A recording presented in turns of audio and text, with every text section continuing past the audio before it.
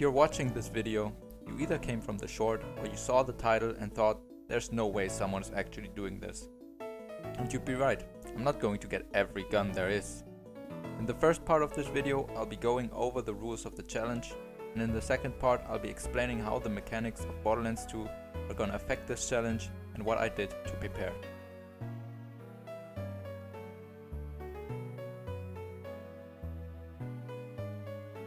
Getting every item in Borderlands is not a new idea. People actually do it every year, during a charity streaming event called The Hunt. It's an event where many Borderlands streamers come together and see who can farm every unique item in the game the fastest. But I wanted to go a little bit beyond that. The way I decide which items I will be acquiring is by looking at the item card. So every single combination of words that is possible to be written here is one item. Even if the item has vastly different stats, parts or even element, if it has the same name, it's the same item. I will, however, be differentiating by color, so these two would be different items even though the words are the same.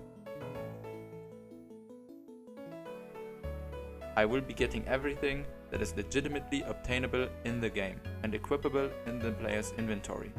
This includes guns, shields, grenade mods, class mods, and relics, but excludes echoes, skins, and heads. The reason I chose to exclude these items is because they are a one-time use anyway and have variants that aren't obtainable through legitimate means. For this challenge I will be using a level 80 character that I manually leveled up and got to near the beginning of UVHM. Even though I could have just used a third-party program to give myself a level 80 character, I specifically want to do all this completely vanilla, meaning no mods and no gift whatsoever. What I will be using are glitches that speed up farming, like item duping or playing Salvador. I will not be doing the OP levels since they don't increase the chance for drops and would just slow me down. And even though I already have items in my inventory, I will not be counting them towards progress except for the gearbox weapons, Vault Hunter Relic and Skyrocket Grenade that you get at the beginning of the game. I will also refrain from using shift codes or the golden chest, and as always, bar off. These are the rules for the challenge, so if you came to find them, there you go. But if you are interested, I will be explaining a little further how items are generated in this game and what exactly in that generating process will be important to us.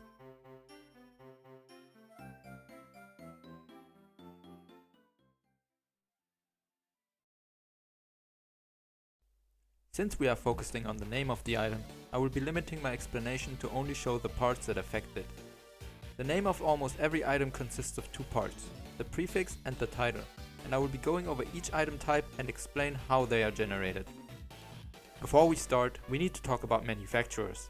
In the universe of Borderlands, every item is made by one of these manufacturers, but they may have parts that are made by other manufacturers.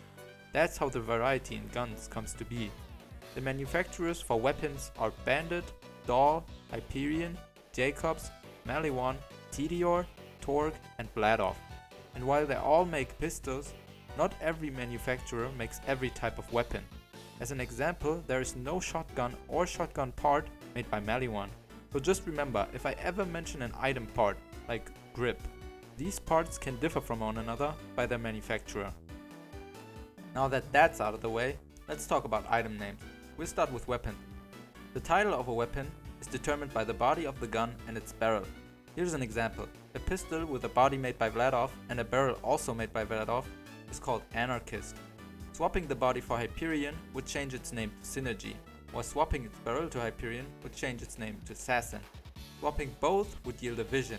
There are exceptions to this rule, like every unique gun also having a unique title, separate of what the barrel and body say. Next we'll go over the prefix. The prefix of a weapon operates on a hierarchy system. At the top of the hierarchy are the accessories. Note that these parts are not associated with the manufacturers and don't generate on every gun. So if a gun has an accessory, the prefix will be decided by it. Next in line are the elements. If the gun has one but it doesn't have an accessory, the element will decide the prefix. Lastly, there's the grip/title prefix. So if a weapon has no element or accessory, the prefix will be decided by either the grip or, in rare cases, the title of the gun will determine it. An example for this would be the Hulk, which always spawns with the 3-way prefix if it doesn't have an accessory. As always, there are exceptions like the Moxie weapons having their own prefixes, or in some cases, weapons spawning without a prefix. That was a doozy, but from here on out everything gets a bit easier. Let's go over the grenades. The grenade's title is always determined by the manufacturer of the item.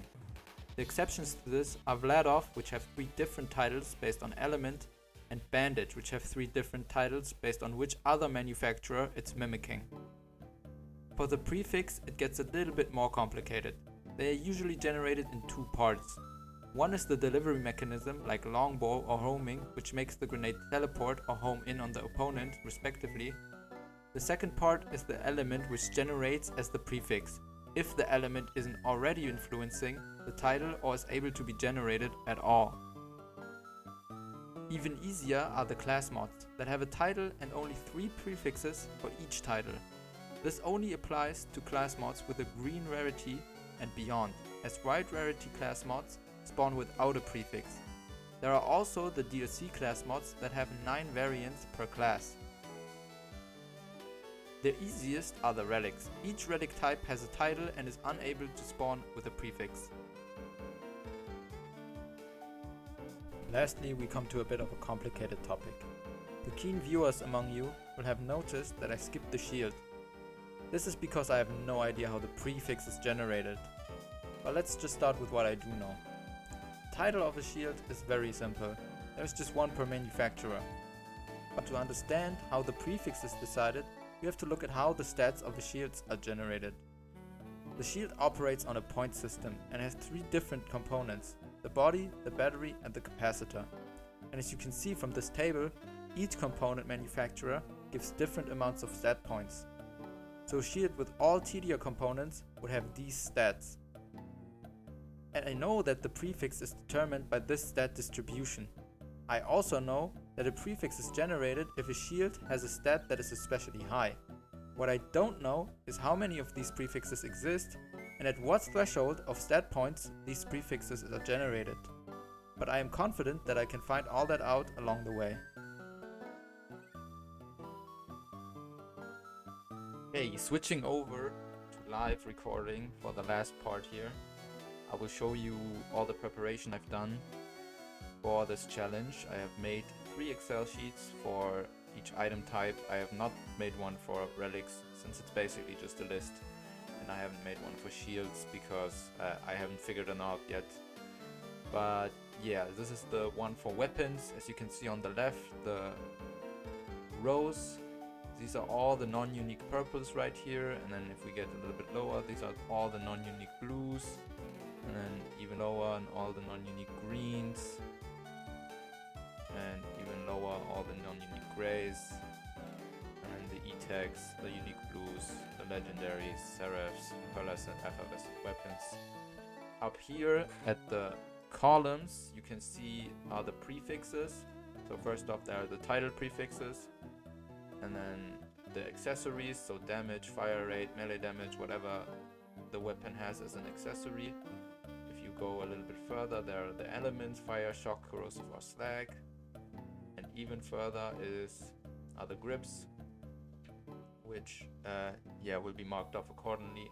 Obviously not all weapons can have all grips or accessories. I will just show you a quick example. For instance, let's go a bandit shotgun right here, the long range killer.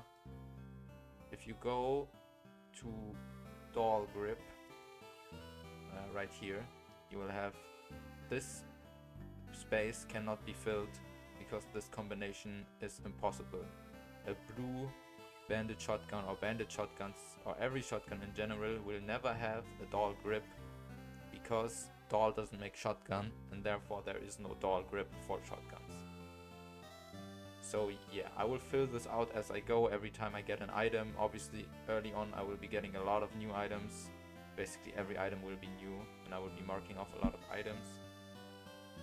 But as soon as we get this filled out, it will slow down and we will have to go for specific items, maybe do specific missions to get all the non-uniques. Next up, we have the grenades. Here on the left in the columns, in the rows, I mean, are all the titles. As always, first the grays, greens, blues, and then purples. Here are the here are the uniques that are barely visible. The E-Tech 1, Legendary, Seraph, and Effervescent.